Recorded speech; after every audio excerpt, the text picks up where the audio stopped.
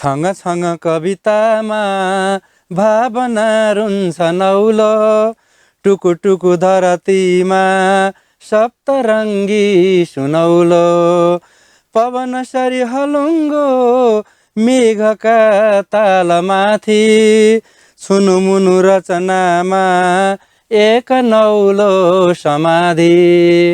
नमस्कार आदरणीय दर्शकवृन्द, एभरेस्ट टेलिभिजनबाट साप्ताहिक रूपमा प्रसारण गरिने साहित्यिक कार्यक्रम शब्द सुशेलीमा आजको नयाँ श्रृङ्खलामा पनि यहाँहरूलाई हार्दिक स्वागत अभिवादन छ।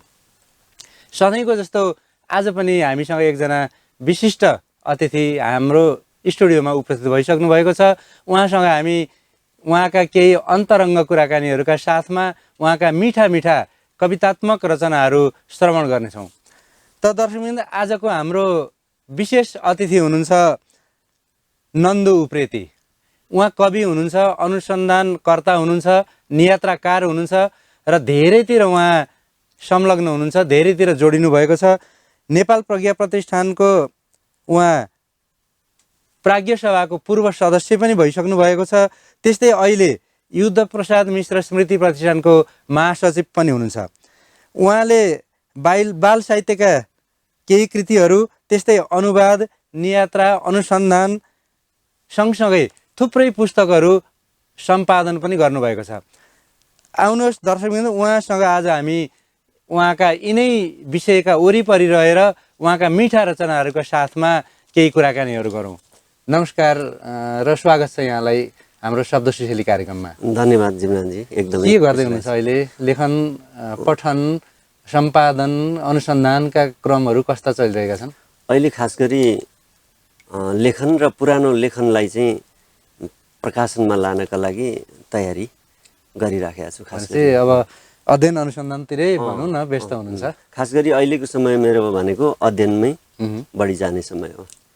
अब हाम्रो कार्यक्रम अनुसार सुरुमा एउटा कविता सुनौँ। अब कविता पनि लेख्नुहुन्छ हजुर। त्यसपछि अनि हाम्रो कुराकानीको क्रमलाई अगाडि बढाउँला। कुन कविता सुन्छौँ हामी? मेरो आमाको जन्मदिन अब माघ 1 गते। तर आमा स्वर्गवास भइसक्नु भएको छ। उहाँलाई हार्दिक श्रद्धाञ्जली सहित म आमासँग सम्बन्धित नै एउटा कविता सुनाउँछु। जरुर। आमाको मन। प्वालहरूबाट बाहिर हेर्दा उज्यालो देखिन्छ, प्वालहरूबाट बाहिर हेर्दा उज्यालो देखिन्छ। आहा, प्वालबाट बाहिर देखिएको उज्यालो साह्रै मनमोहक छ, प्वालबाट बाहिर देखिएको उज्यालो साह्रै चहकिलो छ, प्वालबाट बाहिर देखिएको उज्यालो साह्रै तेजस्वी छ। तर मेरी आमाको मन जतिको चाहिँ होइन, तर मेरी आमाको मन जतिको चाहिँ होइन। धन्यवाद। छोटो तर साह्रै मिठो, सठिक र आमालाई चस्स परिचय गराउने खालको थोरैमा धेरै कुराहरू भन्नुभयो कवितामा। धेरै धेरै धन्यवाद। अब अलिकति कुराकानी गरौँ न। यहाँको जन्मस्थान, परिवेश, अवस्था कस्तो के थियो? कहाँ जन्मनुभयो? कस्तो वातावरण थियो? अथवा सानोमा आफूले सम्झे बुझेसम्मका केही छोटकरीमा कुराहरू राखिदिनुहोस् न। म पूर्वी नेपालको असाध्यै मनमोहक मानिने जिल्ला इलाममा जन्मेको। इलाम सदरमुकामबाट नजिकै थियो, अहिले त त्यो नगरपालिका सदरमुकामसँगै जोडियो। साङरुम्बा भन्ने गाउँ, त्यहाँ जन्मिएको हुँ। खेतीपाती, प्राकृतिक मनोरम दृश्यको चाहिँ माझमा मेरो जन्म भएको हो। म किसान परिवारबाट आएको मान्छे हुँ र मेरो आमाले दिनभरि बारीमा, असार 15 गते मेरो जन्मदिन, दिनभरि त्यो लेकाली बारीमा चाहिँ मकैका थारा मकैहरू काटेर गाई भैँसीलाई दिनलाई लिएर आउँदै बाटामा बेथा लागेर घर आइपुगेपछि साँझमा अरू सबै परिवारलाई खानपिन गराइसकेपछि आमाले एक्लै नुहाएर शरीरमा तेल लाएर रातको 10 बजेतिर एक्लै उचालिँदै पछारिँदै मलाई जन्म दिनुभएको भन्नुहुन्थ्यो।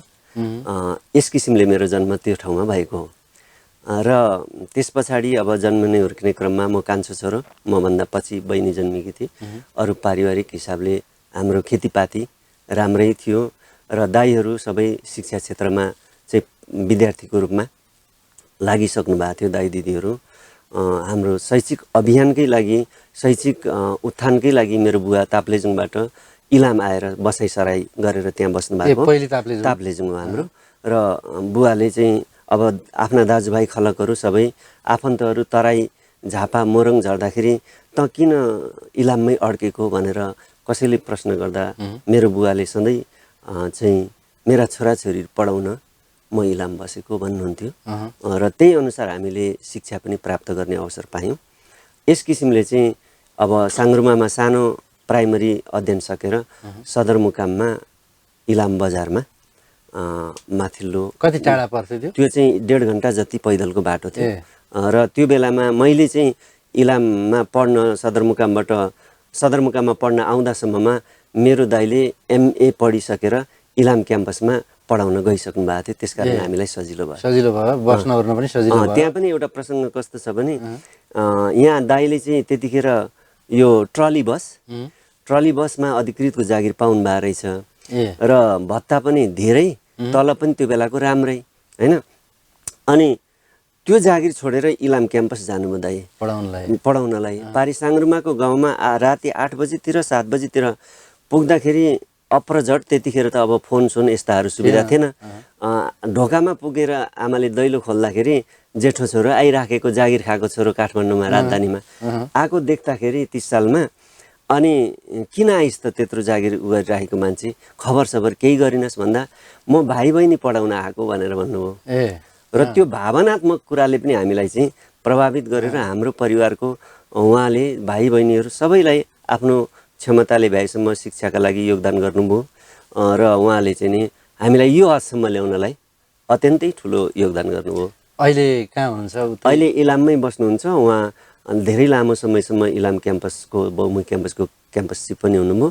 त्यस पछाडि अहिले चाहिँ वरिष्ठ अधिवक्ताको रूपमा त्यहाँ पनि हुनुहुन्छ। कहिलेकाहीँ काठमाडौँ पनि आएर बस्नुहुन्छ। यस्तै छ। दाजुको योगदान महत्त्वपूर्ण अत्यन्तै हाम्रो जीवनलाई यो जीवन बनाउने नै मुख्य। बुवाको शिक्षाप्रतिको मोह छोराछोरीलाई पढाउने र इलामको बसोबास र दाजुको काठमाडौँ त्याग र हामीलाई पढाउने उद्देश्य, यो चाहिँ हाम्रो जीवनको टर्निङ पोइन्ट्सहरू भन्छन् नि, एकदम महत्त्वपूर्ण। अनि यहाँले बाल्यकाल अब इलाम आउनुभन्दा अगाडि कसरी बिताउनु भयो? इलाम साङ्ग्रुमामा त हाम्रो घरबाट स्कुल त्यति धेरै टाढा थिएन। हामी साना बच्चाहरू, अब त्यति धेरै ख्याल त छैन, तर पनि अब पढाइमा ठिकै थियो। गाउँको स्कुल गुरुहरू खास गरी गुरु मात्रै हुनुहुन्थ्यो जस्तो लाग्छ। उहाँहरूले असाध्यै माया गर्नुहुन्थ्यो हामीलाई सबैलाई। प्राइमरी स्कुल थियो साङ्ग्रुमा प्राथमिक विद्यालय भन्ने, 5 कक्षासम्म कि त्यतिखेर 3 कक्षासम्म। अहिले त त्यो उच्च मावि भइसकेको छ। र त्यो स्कुलमा पढ्दाखेरि एउटा चाहिँ रमाइलो अथवा चाहिँ मलाई एउटा कता सधैँ सम्झना गरिराख्ने एउटा चाहिँ कस्तो छ भने 2 कक्षाबाट 3 कक्षामा जाँदा होला सायद म प्रथम भएँ है। अनि नगद पुरस्कारको व्यवस्थापन गर्नुभएर चाहिँ हेड सरले आफ्नै तर्फबाट होला सायद, स्कुलले गरे होइन। हेड सरले थिएन, 0 केही पनि हुन्न थियो। अनि लीला प्रसाद शिवाकोटी हुनुहुन्थ्यो हेड सर। उहाँले चाहिँ नि व्यवस्था गर्नुभएको रहेछ। अनि मैले प्राप्त गर्ने मैले त्यो 50 रुपियाँ 100 रुपियाँ त्यतिखेरको अत्यन्तै ठुलो पुरस्कार हुन्थ्यो त्यो होइन। उहाँले ठुलो कुर्बानी त्याग गर्नुभएको थियो बच्चा बच्चीको उत्थानको लागि होइन। हेड सर हो उहाँ। अनि त्यो पुरस्कार चाहिँ मैले पाउने बेलामा एकजना मेरो साथी जो पहिला चाहिँ फर्स्ट भएको थिए त्रैमासिक त्यो अर्धवार्षिकहरूमा, अनि उहाँको बुवाले चाहिँ कागती व्यापार भर्खरै सुरु गर्ने हो कि सुरु गर्नुभएको थियो यस्तै के थियो। अनि उहाँले के भन्नुभयो, मूल्याङ्कन गर्नुभयो भने मेरो परिवारलाई त्यो पुरस्कार दिनु भनेको मलाई होइन परिवारलाई दिने त्यो अत्यन्तै राम्रो सोच पनि हो त्यो। किनभने 2 क्लासको बच्चालाई 150 रुपियाँको त्यतिखेरको 50,000 को पुरस्कार भनौँ न होइन। त्यो 50,000 को पुरस्कार त्यो 1 लाख को पुरस्कार 2 क्लासमा पढ्ने बच्चालाई त दिनु उपयुक्त छैन। अनि उहाँले चाहिँ त्यति रुपियाँले त्यो व्यवसाय गर्न सक्ने एकजना उहाँ आर्थिक हिसाबले कमजोर नै हुनुहुन्थ्यो। उहाँको जीवनको एउटा बाटो मोडिन्छ भन्ने ठानेर होला त्यो द्वितीय हुने पहिला त्रैमासिकमा चाहिँ प्रथम हुने साथीलाई त्यो पुरस्कार दिने निर्णय गर्नुभयो। र त्यतिखेर मलाई नमजै लाग्यो होला हैन। तर जीवनको एउटा बाटोमा त्यो अत्यन्त महत्त्वपूर्ण र उहाँहरूको जीवनलाई एउटा बाटो निर्धारित गर्ने कुरा पनि भयो होला सायद, त्यो आधार पनि बन्यो होला सायद आर्थिक हिसाबले आर्थिक हिसाबले, त पुग्यो नि। तर मलाई प्रेरणाको हिसाबले चाहिँ त्यो महान हुन्थ्यो होइन, महान हुन्थ्यो। त्यो चाहिँ चुक्यो। त्यस पछाडि सायद म अध्ययनलाई त्यसको कारणले अति प्रफुल्लित भएर उत्साहित भएर अझै राम्रो गर्थेँ कि त्यो त म भन्न सक्दिनँ। तर त्यसले मलाई कहिलेकाहीँ के गर्छ भने मलाई नै देखुवा पनि हुन्थ्यो नि त। हुन त त्यसले महत्त्वपूर्ण मलाई दिँदा भन्दा महत्त्वपूर्ण काम गर्यो होला काम त्यहाँ उतापट्टि गर्यो, तर अब मलाई एक किसिमले हक त मेरो तपाईँको पनि थियो, मेरै थियो, प्रथम भएको मेरै थियो होइन। त्यो चाहिँ कता कता मलाई कहिलेकाहीँ स्मरणमा आउँछ।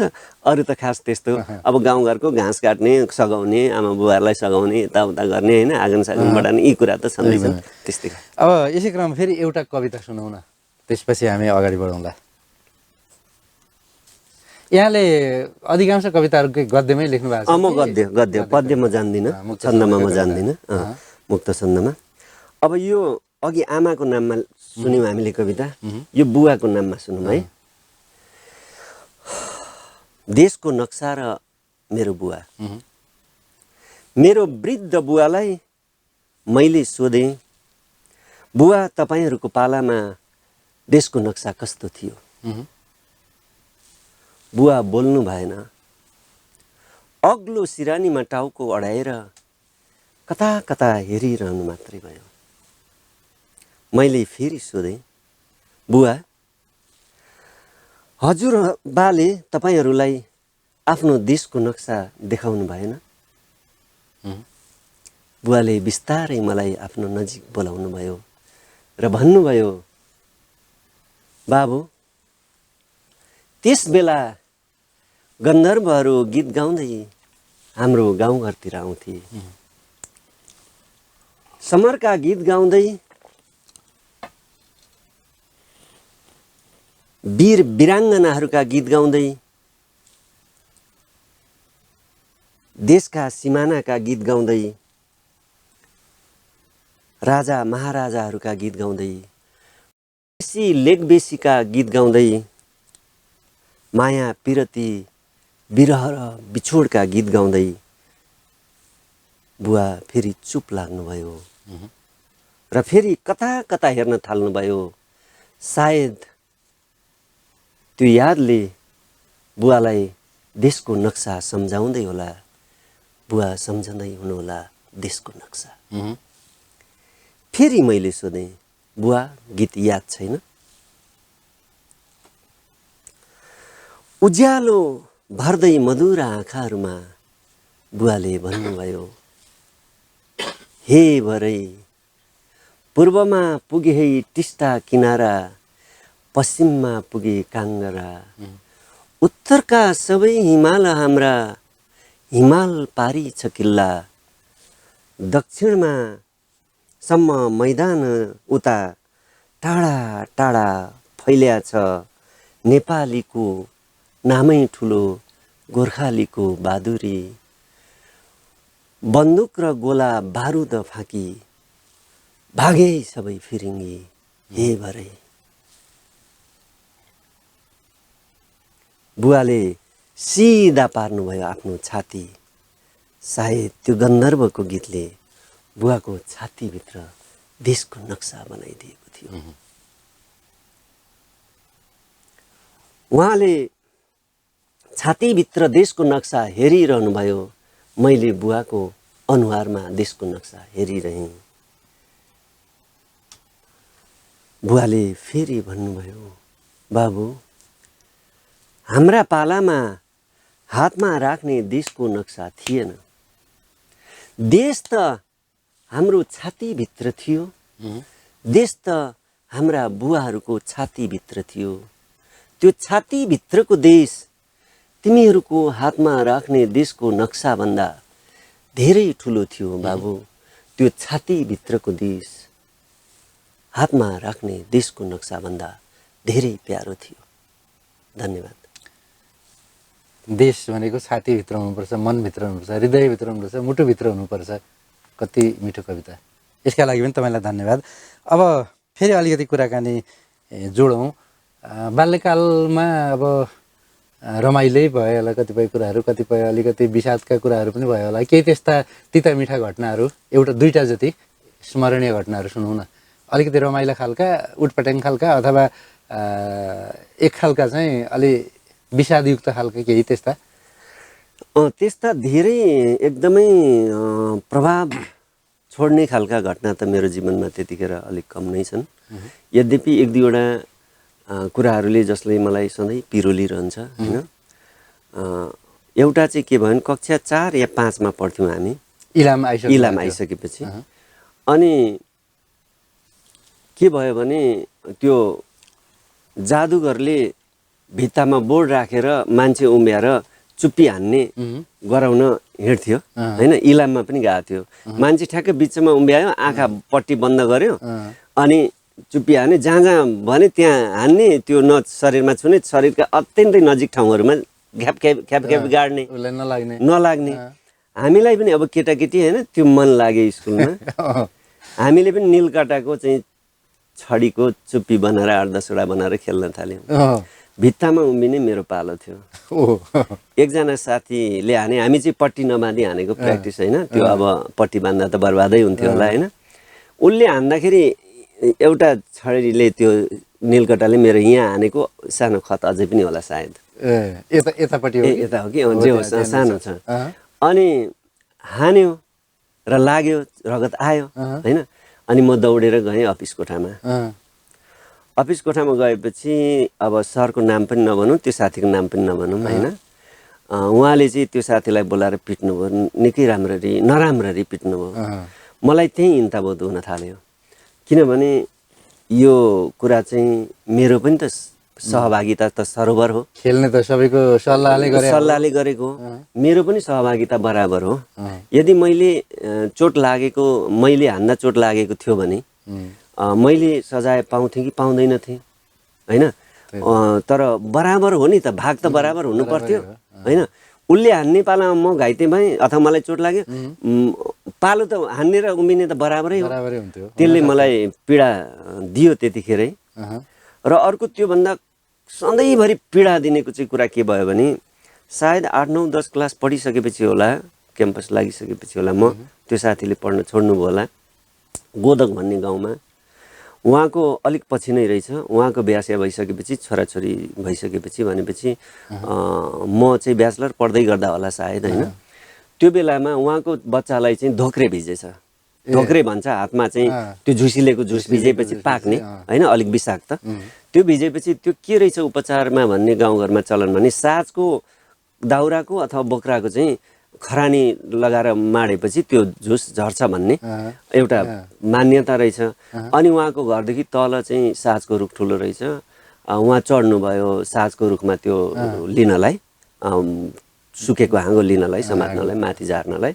जाँदाखेरि अब त्यही हाँगो समात्नु भएको थियो कि या चाहिँ अरू हाँगो समात्दा पनि लाछिएर झर्नुभयो, झरेर त्यो उहाँको मृत्यु त्यहीँ भयो। त्यस्तो है। र त्यो मेरा लागि जीवनको अत्यन्तै ठुलो पीडा, एकदमै। म सधैँ एउटा जीवनमा त केले पिरोलिन्छस् त सम्झनाले भन्दा यो कुराले म पिरोलिन्छु। त्यो छ पीडाको। अब खुसीका क्षणहरू चाहिँ बाल्यकालमा अब रमाइलो साथीभाइसँग होइन, गाई जात्रा, रोपाई जात्रा हुन्थ्यो इलाममा।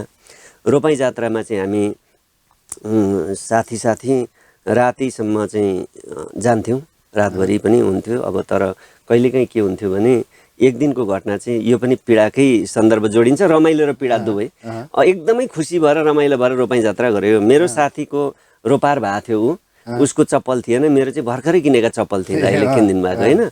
स्कुल जाँदा लाउने पनि त्यही चप्पल, घरमा बस्दा लाउने पनि त्यही चप्पल किन्नु भएको थियो। अब त्यो रोपाहरूले त झ्याङझ्याङ गर्दै उफ्रिँदै हिँड्नुपर्ने होइन, रोप्दै यस्तो गर्दै हिँड्नुपर्ने। त्यो साथीलाई मैले त्यो चप्पल दिएँ। तर म रोपाई जात्रामा गएको कुरा चाहिँ दाइलाई थाहा थिएन। अब खोजेर राति गएर ल्याउनुभयो बजारबाट, नजिकै थियो हाम्रो दाइको क्वार्टर भनौँ, क्याम्पस क्वार्टर र हाम्रो चाहिँ त्यो रोपाई जात्रा हुने ठाउँ। हातमा समातेर लिएर आउनुभयो। क्वार्टरमा ल्याएपछि अनि चप्पल त छैन, खाली खुट्टै छ। अनि दाइले अलिकति सजाय दिएर चाहिँ मलाई सचेत गराउनु भयो। त्यो सजाय भनेको गाला हुँदै होइन, त्यो सजाय भनेको हातखुट्टा बाँधेर कोरिडरमा अगाडि सिक्वामा लडाइदिनु भयो बेलुका राति होइन। अनि अर्को क्याम्पसको सरले हो धर्मजी, धर्मप्रसाद उप्रे त्यो दाइको नाम, हो धर्मजी खोलिदिनुहोस् अब भइगयो भनेर 1-1.5 घन्टा लडाएपछि अनि खोलिदिनु भयो होइन। त्यसले काबुकी दबाई बनायो होला त्यो बनायो पनि र त्यो एक किसिमको मलाई सचेत गराउने। हुन त अहिले पनि मेरो बानीले के भन्छ भने कसैले केही माग्यो भने मैले नकार्न सक्दिनँ र पारिवारिक हिसाबमा पनि त्यो बानीलाई चाहिँ छोड भन्ने आग्रह सधैँ भइरहन्छ होइन। आफूलाई नभए पनि अरूलाई दिने खालको त्यो खालको एउटा त्यो स्वभावले गर्दाखेरि अब दिएको कुराहरू फर्किने चान्स हाम्रोमा चाहिँ कमै हुन्छ होइन। त्यो पीडा अलिअलि परिवारले भोग्नुपर्छ। यस्तै छन् मेरो जीवन। रमाइलो होइन, यी घटना पनि रमाइलो भयो क्या। यी अब अहिलेकाले अचेलभरिका मान्छेहरूले सुन्दाखेरि पनि कतिपय कुराहरू त अचम्म लाग्दा पनि हुन्छन् होइन। अब 4, 5, 6, 7 क्लासमा पढ्न थालेको बेला भर्खर चप्पल लाउन पाइयो भन्ने कुराहरू 6 क्लासतिर होला सायद, 5 क्लासतिर होला। अब अहिले त अब जन्मिनु पाउँदैन, अनेक भेराइटी हुन्छन् भने पनि हुन्छ होइन। त्यो गर्दाखेरि अहिलेका पुस्तालाई अथवा अहिले हाम्रो बच्चा पुस्ताहरूलाई चाहिँ अलिकति अनौठा घटनाहरू त्यस्तो पनि हुन्थ्यो र होइन भने जस्तो खालका चाहिँ। अब उनीहरूलाई त हाम्रा बुवाहरूले चाहिँ पछिल्लो चरणमा मात्रै जुत्ता चप्पल लाउनु भयो होइन। हाम्रा बुवाका बुवाहरूले खराउ सराउ लाउनु होला, त्यो अब यो बनेका यसरी चाहिँ कारखाना बनेका चिज बनेकै थिएन। अब गाउँघरमा यसो छालाका जुत्ताहरू अलि हुनै सक्नेले बनाइ मागेर लाउने कुरा हुन सक्थ्यो होला। एकदमै रमाइला कुराहरू भयो है। अनि यहाँले अब लेख्न चाहिँ कसरी सुरु गर्नुभयो र कहिलेदेखि थाल्नुभयो? मैले 8-9 क्लास पढ्दादेखि लेखेको मुक्तक गीतका अनुप्रास मिलाएर होइन, त्यो थालनी भएको चाहिँ 8-9 क्लास पढ्दा 38-39 सालदेखि मैले लेखन आरम्भ गरेको हुँ। 40-41मा त हाम्रो तीव्रता थियो लेखनको। इलाममा हामी एउटा नयाँ जागरुक समूह थियो। हाम्रा अग्रजहरू पनि केही हुनुहुन्थ्यो होइन, 42, 43, 44, 45सम्म होइन। त्यो बेलामा चाहिँ कृष्ण धारावासी लगाएका अग्रजहरू हुनुहुन्थ्यो, त्यहाँ बस्नुहुन्थ्यो। उहाँहरूले पनि उत्प्रेरित गर्नुहुन्थ्यो अनि अरू पनि हुनुहुन्थ्यो। अनि वैचारिक हिसाबले पनि म चाहिँ अलिकति प्रगतिशील धाराबाट अगाडि गएको हुनाले मलाई पढ्नलाई अत्यन्तै मन लाग्ने। क्याम्पसको लाइब्रेरी का अधिकांश किताबहरू म पढ्थेँ, बाहिरबाट मगाएर पढ्थेँ। मेरा अग्रजहरू मन्जुलहरू भयो, के अरे जङ्गप चौहानहरू होइन, अनि श्यामलहरू, नारायण ढकालहरू, यिनीहरू अनि बैरागी काइलाहरू अघिल्लो पुस्ताको होइन, उहाँहरूका पुस्तकहरू मैले धेरै पढेँ र तिनीहरूले नि मलाई उत्प्रेरित गरे। म पनि त लेख्न सक्नुपर्ने हो अलिक राम्रा होइन। मुक्तक कविता त स्कुले जीवनमै सुरु गरेको थिएँ, राम्रा यस्ता त म पनि लेख्न सक्नुपर्ने हो भन्ने भावनामा चाहिँ आयो। तर अब त्यो लेभल त्यो स्तरमा लेख्ने भनेको त अब धेरै राम्रो प्रतिभा हुनु पर्यो। यद्यपि आफ्नो मनको कुरा होइन, म पनि त लेख्न सक्छु नि भन्ने भावना लागेको र 41-42 सालतिर चाहिँ हाम्रो लेखनको तीव्रतै थियो। कवितामै हो, खास गरी मैले लेख्ने कवितामै हो। त्यो बेलामा चाहिँ पञ्चायती व्यवस्थाको एकदम चरम उत्कर्ष होइन, त्यो बेलाको अवस्था, दमनको पनि उत्कर्ष। इलाम फेरि त्यो बेलामा अत्यन्तै ठुलो दमनको चाहिँ चपेटामा थियो। प्रजातान्त्रिक आन्दोलन, कम्युनिस्ट आन्दोलन भनेपछि अञ्चलाधीशहरूको सिधा दमनको केन्द्र हुन्थ्यो, आँखा पर्ने ठाउँ थियो सदरमुकाममा। हामी त कविता गोष्ठीहरूमा हाम्रा कविताले आगो बाल्थे र हामी अगाडिबाट छिरेर कविता भनेर पछाडिबाट भाग्नु पर्थ्यो, अथवा पछाडि पनि पुलिस पुगिसकेको छ ढोकामा भने फेरि फर्केर आएर अगाडिबाट भाग्नु पर्थ्यो। हाम्रा कविताले त्यस्तो भन्थे होइन, र त्यसले अत्यन्तै ठुलो माहौल पनि सिर्जना गर्थ्यो। हाम्रा कविता सुन्नलाई मान्छेहरूको भिड चाहिँ धेरै ठुलो भिड हुन्थ्यो, हलहरूमा भरिएर बाहिर समेत टनाटन मान्छेहरू हुने गरी हुन्थ्यो। यस किसिमले चाहिँ मेरो कविता यात्रा अगाडि आयो। प्रकाशनको हकमा चाहिँ 42 सालदेखि मेरो फुटकर प्रकाशन सुरु भएको। यो प्रगतिशीलताको कुरा आयो नि, अहिलेको प्रगतिशील लेखन चाहिँ कस्तो अनुभव गर्नुहुन्छ? अब यो समय सापेक्षताको हिसाबले भन्ने हो भने चाहिँ अब हिजोको प्रगतिशील अब संसारका आफ्ना आफ्ना ठाउँ अनुसारका हुन्छन् होइन। हाम्रोमा एउटा राजनीतिक घटनाक्रम परिवर्तनको चाहिँ माहौल अर्को किसिमले गइराखेको अवस्थामा हाम्रोमा प्रगतिशील साहित्य भनेको त संसारमै एकै खालको हुन्छ हुन त। यद्यपि के हो भनेदेखि समय अनुसार त्यहाँको परिस्थिति अनुसार केही न केही परिवर्तन भएर आउँछ। अब आन्दोलनको बेलामा, लडाइँको बेलामा, राज्यसँग चाहिँ लडेका बेलामा र पछाडि आफूले निर्दिष्ट गरेको लक्ष्य प्राप्तिका केही अंशहरू चाहिँ हात परिसकेपछि हैन, त्यस पछाडिको लेखनमा केही फरक पर्न सक्ला। तर मूल रूपमा चाहिँ प्रगतिशील लेखनले, प्रगतिवादी लेखनले खास गरी परिवर्तनको चाहना राख्छ, यथास्थितिको विरोध राख्छ हैन। हाम्रोमा पनि त्यही हो। अहिले चाहिँ हामीले सामान्य से सोच्दाखेरि के छ भने हाम्रो समाज व्यवस्थाको परिवर्तनमा अहिले केही परिवर्तन भए पनि केही कुराहरू हिजोकै जस्ता भेटिन्छन्, जसलाई चाहिँ परिवर्तन गर्नै पर्ने अवस्थामा छन्। जीवनका चाहिँ अनेक पक्षहरू हेर्दाखेरि हामीले इच्छा गरेको समय र हामीले इच्छा गरेको अवस्था निर्माण गर्नका लागि अहिले प्रगतिशील भन्दा पनि प्रगतिवादी साहित्यमा चाहिँ कस्तो हुनुपर्ने भयो भने यथार्थको उजागर गरेर परिमार्जनको बाटोमा निर्देशन गर्ने, परिमार्जनको बाटोलाई चाहिँ मुखरित गर्ने पनि हाम्रो दायित्व बन्या छ एउटा। अर्कोतिर हिजोकै स्थिति कायम भएको हुनाले परिवर्तनकै लागि पनि कतिपय कुरा परिवर्तनकै लागि पनि प्रगतिवादी साहित्य हिजोकै बाटोबाट पनि सँगसँगै जानुपर्ने अवस्था छ। दुवै पक्ष, एउटा परिवर्तन, अर्को परिमार्जन, हाम्रो चाहिँ अवस्था त्यो हो। र जीवन र जगतसँग जोडेर, जनताको इच्छासँग जोडेर, जनताको चाहनासँग जोडेर, आवश्यकतासँग जोडेर, जनताको मन भावनासँग जोडेर चाहिँ हामीले सिर्जना गर्नुपर्ने अवस्थामा हामी सधैँ नै छौँ। यद्यपि त्यति हुँदाहुँदै पनि दुईटा लक्ष्य हामीले सँगसँगै लिनुपर्ने आवश्यकता छ। राजनीतिक परिवर्तनले अहिले हामीलाई पूर्ण रूपमा चाहिँ हाम्रो समाज व्यवस्थाको परिवर्तन पुरा भयो। अब हामी निर्माण र सिर्जनाका लागि मात्रै मार्गनिर्देशन गरोस् यो साहित्यले भन्ने ठाउँमा पुगिन सकेको र त्यो पनि सँगसँगै यो पनि सँगसँगैको अवस्था देख्छु म चाहिँ। एकातिर यो स्थिति छ, अर्कोतिर प्रगतिशील र प्रगतिवादी साहित्यकारहरूको बिचको अब यो अलिकति भनौँ न राजनीतिक हिसाबले पनि हेर्दाखेरि गुट उपगुट देखिने अथवा एकले अर्को प्रति चाहिँ स्वीकार नगर्ने, खुट्टा तान्ने जुन अब नेपालमा यो प्रवृत्ति छ नि, यसले चाहिँ अब प्रगतिवादी साहित्यलाई कस्तो खालको असर पुर्याउँछ जस्तो लाग्छ यहाँलाई? यो चाहिँ साहित्य भनेको त्यो राजनीतिक पार्टीबाट निर्देशित भन्दा पनि विचारबाट निर्देशित हुनुपर्छ। पार्टीका लाइन त अनेक हुन सक्छन् नि। नेपालमा कम्युनिस्ट पार्टीहरू थुप्रै छन्, प्रगतिशील विचार राख्ने सङ्गठनहरू धेरै छन् हैन, प्रगतिवादी दृष्टिकोण राख्ने सङ्गठनहरू धेरै छन्। तर अब पार्टीको लाइनबाट मात्रै सिर्जना गर्ने कि विचारको लाइनबाट सिर्जना गर्ने भन्ने कुरा हो। अब पार्टीले निर्देशन गरेको सिद्धान्तलाई र विचारलाई एकाकार गरेर लग्यो भने हाम्रा यी समस्याहरू आउँदैनन्।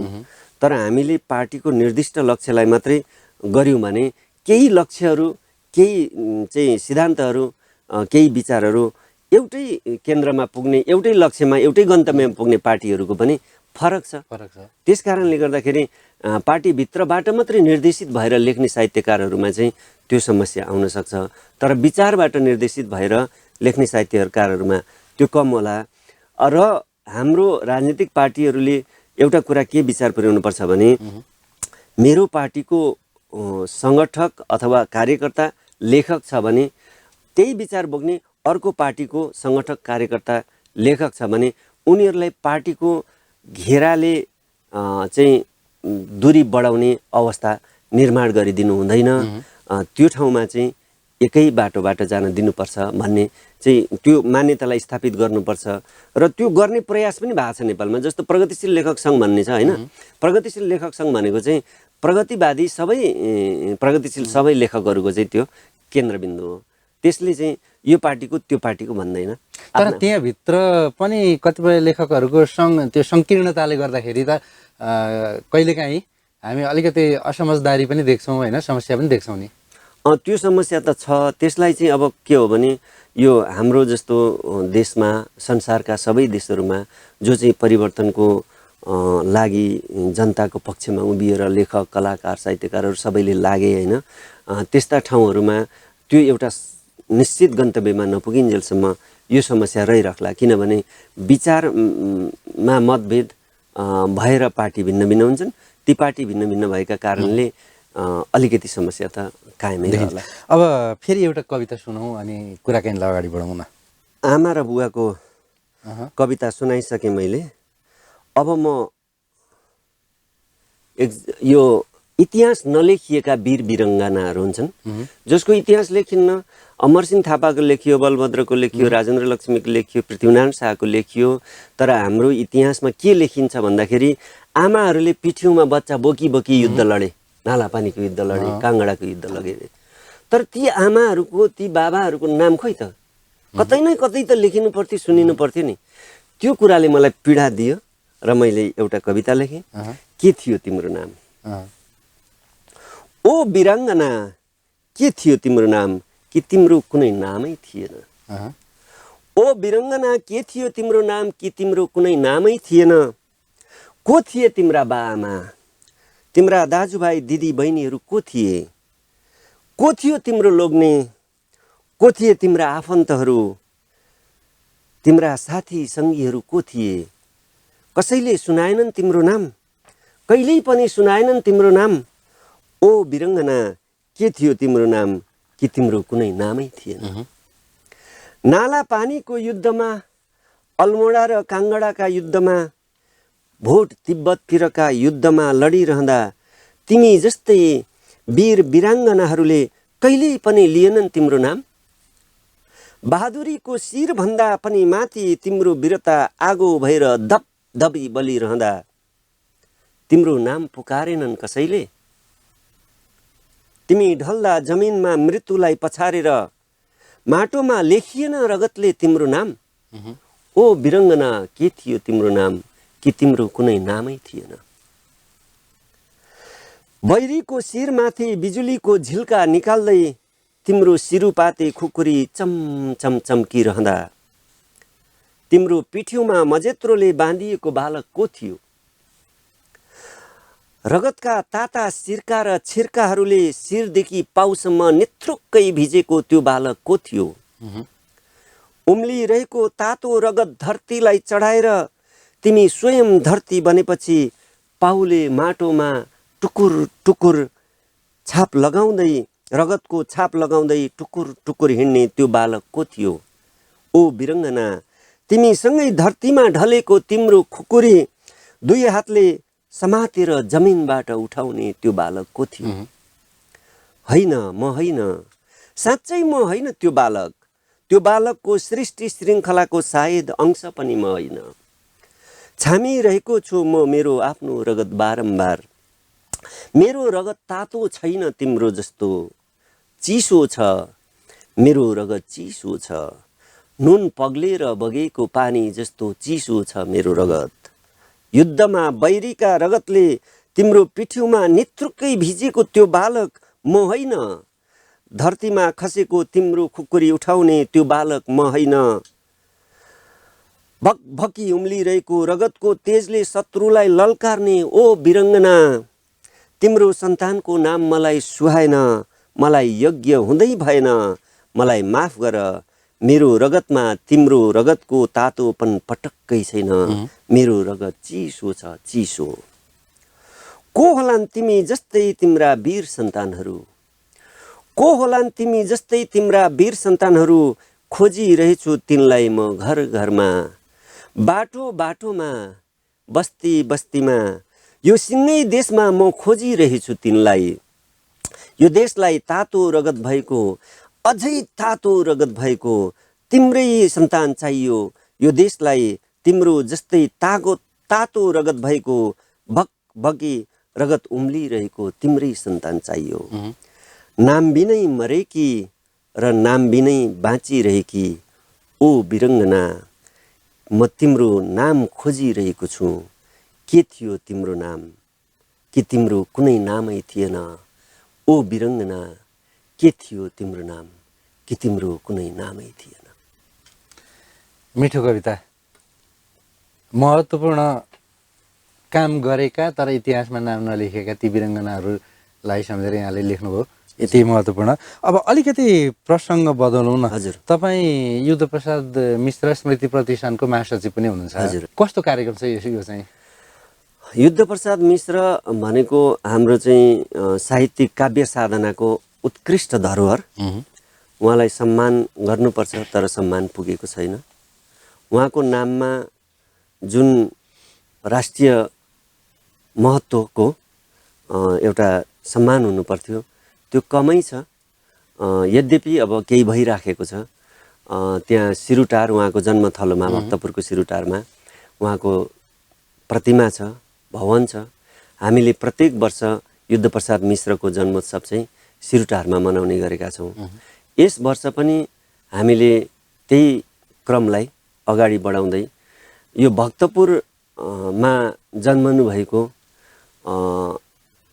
महाकवि लक्ष्मीप्रसाद देवकोटा र युग कवि सिद्धिचरण श्रेष्ठका समकालीन कविवर युद्धप्रसाद मिश्रको ठाउँमा हामी भक्तपुरकै रैथाने, भक्तपुरमै जन्मेर हुर्केका कविहरूको एउटा कविता महोत्सव जस्तै कविता वाचनको कार्यक्रम राखेर भक्तपुरका कविहरूलाई सम्मान गर्दै ती गणतन्त्र, लोकतन्त्र र प्रजातन्त्रका लागि राणा शासनदेखि आफ्नो जीवनपर्यन्त चाहिँ कलमको हतियार धारिलो बनाउँदै अघोषित कला, संस्कृति र साहित्यिक आन्दोलनको नेतृत्व गर्ने धरोहर युद्धप्रसाद मिश्रलाई पनि सम्मान गर्दै हामीले त्यसरी मनाउँदैछौँ। यो युद्धप्रसाद मिश्रलाई अब कतिपय ठाउँमा कतिपय व्यक्तिहरूले नाम नसुनेको जस्तो क्या, प्रचार कम भएको, जसरी अब देवकोटा सिद्धिचरणहरूको समकालीन भएर पनि उहाँ चाहिँ अलिकति त्यो हिसाबले पनि केही मात्रामा पछि परेको हो कि जस्तो पनि देखिन्छ होइन? यस सम्बन्धमा चाहिँ उहाँको नामबाट कुनै पुरस्कार गरिएको छ अथवा केही त्यस्तो योजना छ कि के छ? यो चाहिँ युद्धप्रसाद मिश्रलाई पछाडि पारिएको त होइन, युद्धप्रसाद मिश्रको बारेमा काम कम गर्न सकिएको हो। उहाँको पारिवारिक जीवन अरू कवि लेखक त्यो अग्रजहरूको जस्तो एउटा चाहिँ नि सबल खालको रहेन। प्रारम्भमा सबल भए पनि जनताको जीवनसँग एकाकार हुँदै जाँदाखेरि पेसाहरूमा चाहिँ त्यतिखेरका शासकहरूको वक्र दृष्टिका कारणले उहाँको सम्पूर्ण सम्पत्तिहरू सिद्धिएर उहाँ चाहिँ सुकुम्बासीको स्तरमा पुग्नुभयो। निर्वासनमा जानु पर्यो, उहाँले जागिरहरू छोड्नु पर्यो र उहाँले खास गरी जनताको आवाज मात्रै लेख्नुभयो। त्यस कारणले पहिलो चरणमा उहाँका स्वच्छन्दवादी कविताहरू पनि उत्कृष्ट, अत्यन्तै समालोचकहरू मोहनराज शर्मा लगायतका, तारानाथ शर्मा लगायतका समालोचकहरूले युद्धप्रसाद मिश्रलाई युग कवि सिद्धिचरण श्रेष्ठ र महाकवि लक्ष्मीप्रसाद देवकोटासँग चाहिँ तुलना गर्नुभएको छ होइन? त्यो स्तरको कवि, तर जनताकै आवाज मात्रै लेखेपछि उहाँलाई अलिकति राज्य पक्षबाट उहाँलाई चाहिँ पछाडि धकेलियो। सधैँभरि उहाँलाई चाहिँ नकारात्मक दृष्टिकोणले हेरियो। त्यस कारणले उहाँको उठानमा चाहिँ राज्य पक्ष त पुरै विपरीत रह्यो। पारिवारिक हिसाबले पनि गर्न सक्ने अवस्था ज्यादै कम भयो। उहाँलाई त्यो सहयोगहरू पुग्नलाई कठिन भयो, त्यस कारणले कम भयो। तर अहिले अब केही कामहरू भइराखेका छन्। हामीले चाहिँ नि हामीले भन्दा पनि युद्धप्रसाद मिश्र प्रतिष्ठान 46 सालको आन्दोलन पछाडि स्थापित यो प्रतिष्ठानले अहिलेसम्ममा धेरै 29-30 जनालाई चाहिँ सम्मान गरेका छ र जनताको जनजीवनसँग जोडिएका होइन विभिन्न वर्ग पेसाका जनताको, देशको, समाजको हितका लागि साहित्य सिर्जना गर्ने, कला सिर्जना गर्ने, सङ्गीत सिर्जना गर्ने यस्ता खालका सृजनधर्मीहरूलाई पुरस्कृत गरेका छ। गत वर्ष मात्रै पनि हामीले वरिष्ठ साहित्यकार, बाल साहित्यकार, बाल साहित्यको चाहिँ उहाँ चाहिँ नक्षत्र होइन, लौह पुरुष, तारा, जुन, घाम जे भने पनि शान्तदास मानन्दरलाई हामीले चाहिँ पुरस्कृत गऱ्यौँ, सम्मान गऱ्यौँ र त्यो हामीले पुरस्कृत गर्ने पुरस्कारको रकम चाहिँ 31,000 छ। राम्रो राम्रा कुराहरू है, यहाँले महत्त्वपूर्ण जानकारी पनि दिनुभयो। त्यसका लागि पनि यहाँलाई धन्यवाद। अब अलिकति हामी थोरैमा यहाँ त अनुवाद पनि गर्नुहुन्छ, सम्पादन पनि गर्नुहुन्छ। लेखन, अनुवाद र सम्पादनको बिचको यो तादात्म्य अथवा सामञ्जस्य चाहिँ कसरी मिलाउनुहुन्छ? अब यो अनुवाद गर्नलाई चाहिँ मनले छुनु पर्यो त्यो विषयलाई, होइन, आवश्यकताले छुनु पर्यो, मनले छुनु पर्यो र राम्रो अनुवाद गर्न सकियो भने मात्रै गर्ने हो। शब्द अनुवादले साहित्यलाई चाहिँ नोक्सान पुर्याउँछ। शब्दका चाहिँ रचना गर्न सकिन्छ तर शब्द अनुवाद गर्न राम्रो हुँदैन। त्यसकारणले अनुवाद र सिर्जनामा फरक त्यो हुन्छ।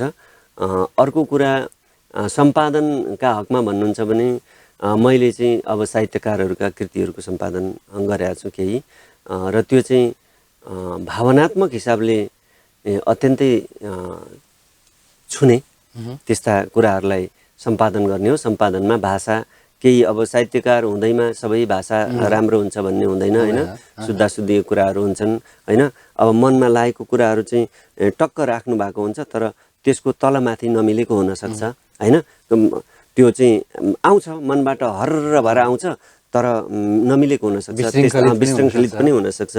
ती कुराहरूलाई मिलाइदिने, भाषालाई मिलाइदिने, कतिले चाहिँ लेख्दाखेरि कम्प्लिट नगर्नुभएको हुनसक्छ। जस्तो मैले 88 वर्षमा मानसरोवर भन्ने किताब चाहिँ 93 वर्षमा प्रकाशित भयो नन्दकला सुवेदीको। अस्ति साहित्य सन्ध्या नियात्रा पुरस्कार पनि पाउनु उहाँले, सुर्खेतको लेखक हुनुहुन्छ। उहाँको किताब 88 वर्षमा कैलाश मानसरोवर भन्ने सम्पादन गरेँ।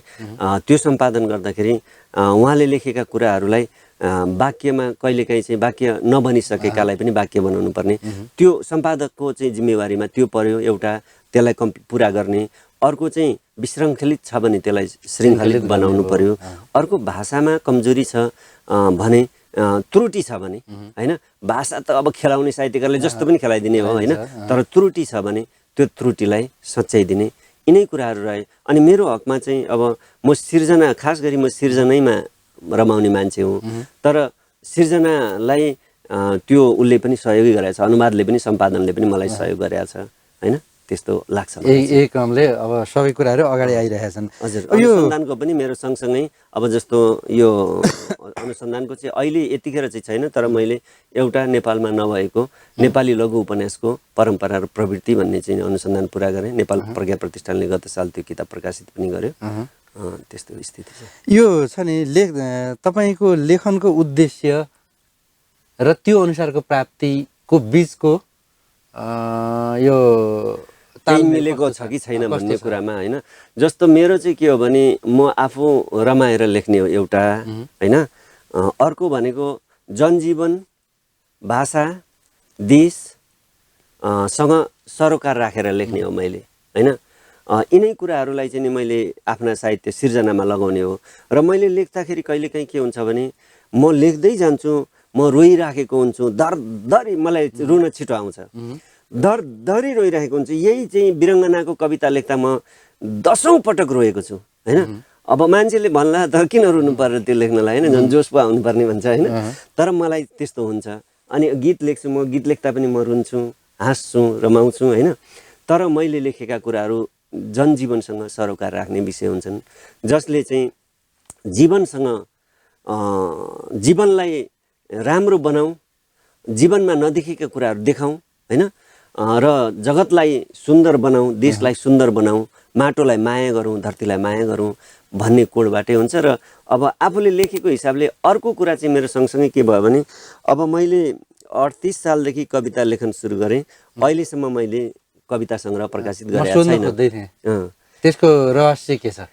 त्यसको रहस्य चाहिँ एउटा कुरा के पनि हुँदो रहेछ भने प्रचारमा लान, प्रकाशन गर्न रुचि नहुनु पनि होला, सायद त्यो कमजोरी होला, होइन।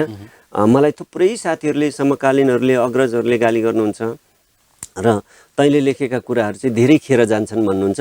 नभन्दै मैले लेखेका कविताहरू अहिले चाहिँ म एउटा कविता सङ्ग्रह निकाल्नु भन्ने सोचमा छु, किनभने त्यो इतिहास पनि लेख्नलाई चाहिँ चाहिन्छ अरे, होइन। अब जस्तो मैले 38 साल 40-42 देखि त म कविता राम्रा भन्ने समयको त्यो समयको कविता राम्रो लेख्ने, त्यस पछाडि पनि राम्रै लेख्ने, साथीभाइले भनेको अनुसार है होइन, अब आफूले त के जान्ने होइन, भनेर चाहिँ चिन्ने भए पनि मैले प्रकाशन गरिनँ।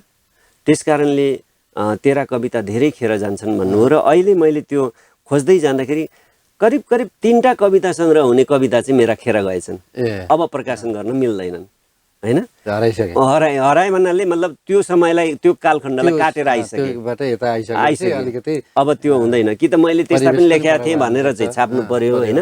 होइन भनेदेखि ती कविताहरू चाहिँ मेरा लगभग अब ती मेरै दराजमा पाण्डुलिपिका रूपमा रहने अवस्थामा मात्रै पुगे।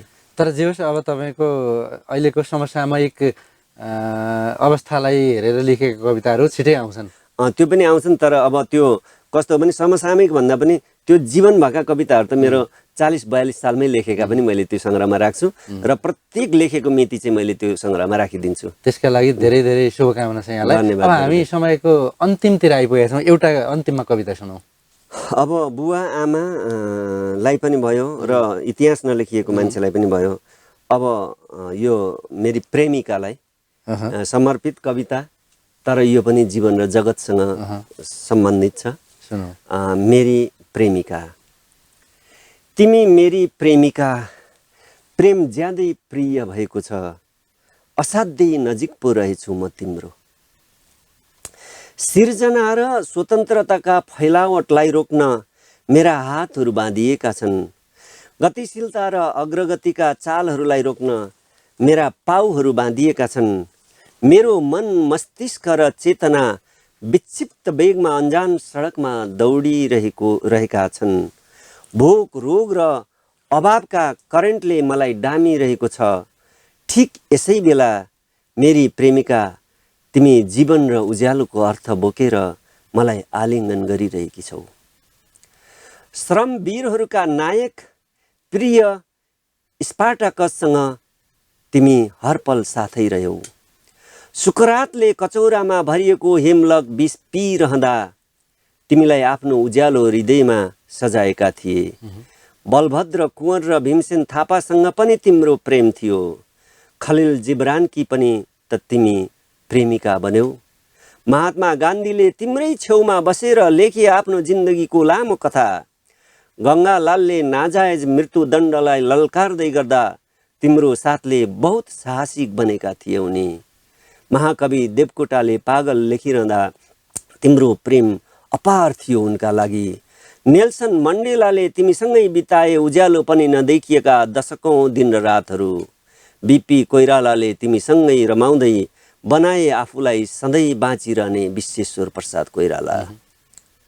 यातना, यो धरतीका मान्छेहरूका लागि उज्यालो बोकेर आउने प्रत्येक प्रमिथससँग तिम्रो प्रेम रह्यो। म भुइँ मान्छे, मैले थाहा पाएँ तिम्रो प्रेम मलाई पनि उस्तै हुँदो रहेछ। तिनीहरूलाई जस्तै प्रेमको अनमोल श्रृङ्खलामा म तिम्रो अन्तिम प्रेमी हुन चाहन्छु। तर हेर न प्रिय, ऊ ती नानीहरूले तिमीलाई नै पर्खिरहेका त होइनन्। तिनका आँखामा आँसु छ, पीडा छ, र अत्यास छ, आक्रोश छ, खुसीको आकाङ्क्षा छ, अनुहारमा निराशा र भोकको छाया छ, शरीरमा अभावको नग्नता छ।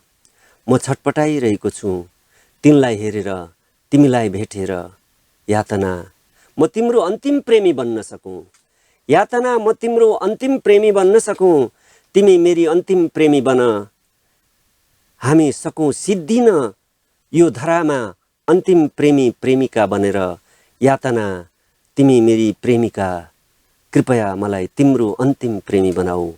यातना, म तिम्रो अन्तिम प्रेमी बन्न सकूँ। अन्तमा साह्रै मिठो प्रतीकात्मक कविता प्रस्तुत गर्नुभयो र हाम्रो निमन्त्रणालाई स्वीकार गरेर आफ्ना कविताहरूको साथमा विचारहरू प्रस्तुत गरिदिनु भयो। त्यसका लागि यहाँलाई धेरै धेरै धन्यवाद। जीवनाथ सर, तपाईँ र यो एभरेस्ट टेलिभिजनको सिङ्गो टिमलाई धेरै धेरै धन्यवाद। मैले पनि आफ्ना मनका कुराहरू पनि राख्न पाएँ, आफ्ना सिर्जनाहरू पनि राख्न पाएँ। खास गरी यो भक्तपुरलाई मेरो सधैँ सधैँ सम्मान। त दर्शकवृन्द, उहाँ हुनुहुन्थ्यो आजका हाम्रा अतिथि, कवि, नियात्राकार, अनुसन्धानकर्ता लगायत धेरै विषयमा कलम नन्द उप्रेती। उहाँसँगका यिनै भलाकुसारी र उहाँका यिनै मिठा मिठा कविताका साथमा आजको हाम्रो कार्यक्रमको समय पनि सिद्धिएको छ।